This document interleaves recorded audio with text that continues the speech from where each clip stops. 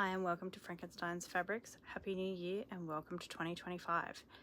This year I do have a few changes that are happening and a few different things that are on offer, and I will talk about those in other videos, but for today's video I want to talk about the Frankenstein's Fabrics 2025 UFO Challenge.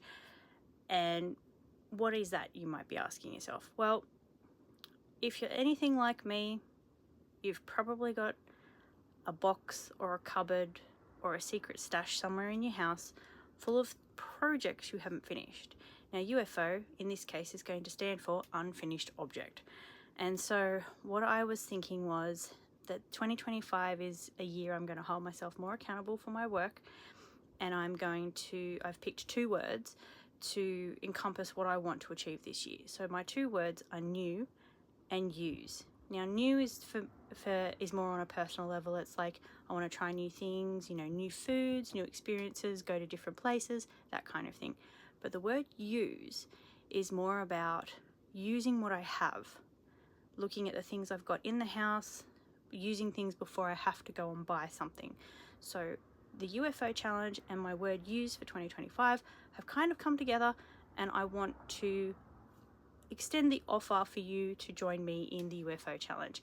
Now, the rules are basically grab yourself a piece of paper, a notebook, whatever you choose, go through your UFOs and write them all down.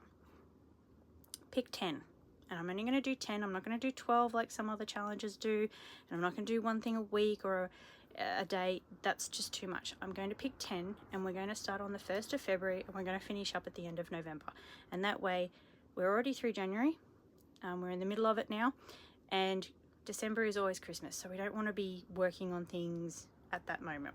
So I picked 10, that gives us the middle of the year, and we're bookended by January and December. So what I'm going to do at the first of every month for this year, February to November, is I'm going to pull a random number between 1 and 10, and that's the project we'll be working on that month.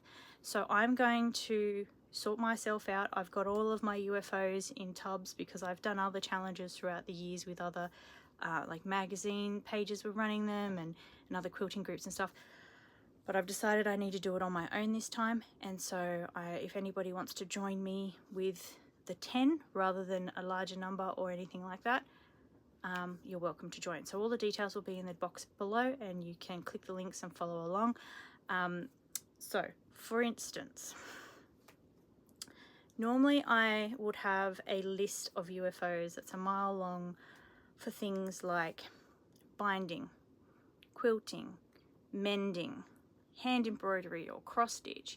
And so this time I'm just going to focus on 10 quilt finishes. If you want to mix and match your list, by all means, that's something that you can choose to do.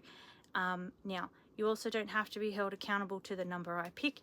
If something is crucial, like you've got a gift to give, and it's due on a certain date, by all means swap your numbers around. But the aim is to have fun. It's not a competition. We want to share our work, get advice, ask questions, ask for help, and this time I just want to contain it to the 10. So if you'd like to join in, please let me know. I will go into more detail on a blog post with how I'm going to go about it, because I actually have a setup from previous years I've done challenges like this, so I'm going to talk about that, and I'll have photos and things. If you have questions, please feel free to ask them, but in the meantime, go through your UFOs and see if you can cobble together a list of what you'd like to achieve this year and join along with me. So happy sewing. I'll see you next time. As always, any questions, let me know and I'd be happy to help. Bye for now.